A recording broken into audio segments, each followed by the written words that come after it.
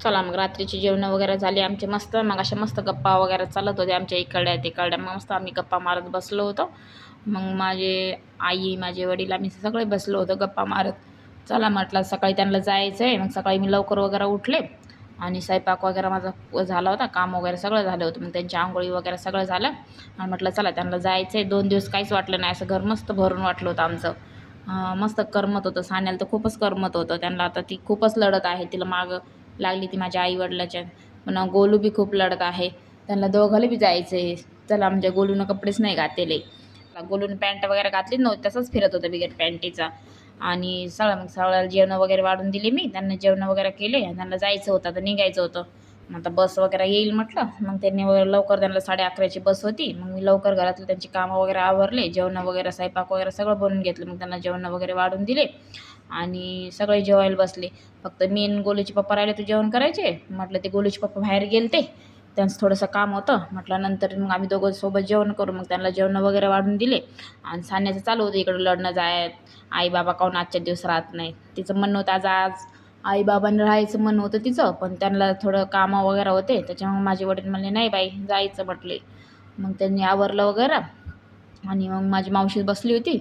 माझी आई बॅग वगैरे भरत होती आणि मावशी बी तयारी करत होती जायची. मग मावशीने थोडं सांग टाकलं होतं आणि लगेच मग मी तेवढं साडी वगैरे घेऊन आले. म्हटलं मावशी पहिल्यांदाच आली. म्हटलं मावशीला साडी घ्यावं. चला मग मावशीला साडी वगैरे घेतली नवी मी. मावशीला साडी वगैरे नेसवते म्हटलं.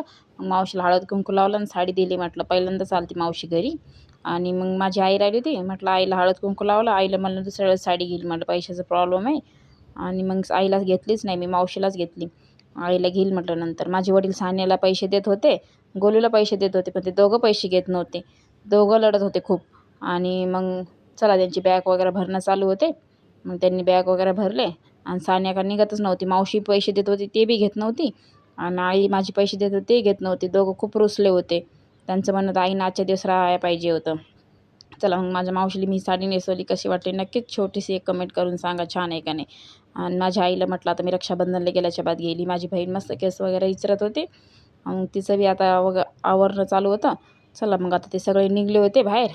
गोलूचं तर खूप लढायचं चालू होतं. त्याचं तर ऐकतच नव्हतं ते. मग त्याला माझ्या वडिलांनी थोडंसं बाहेर नेलं आणि त्याला गाड्या वगैरे घेऊन दिल्या. मस्त 2 कार, छोट्या कार 2 घेऊन दिल्या.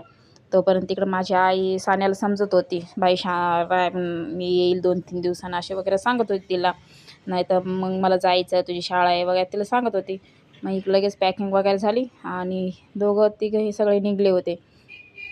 चला मग आता माझी आई, माझी मावशी सगळेजण निघले. बॅग वगैरे घेतली त्यांनी. चला आता ते चालले त्यांच्या घरी.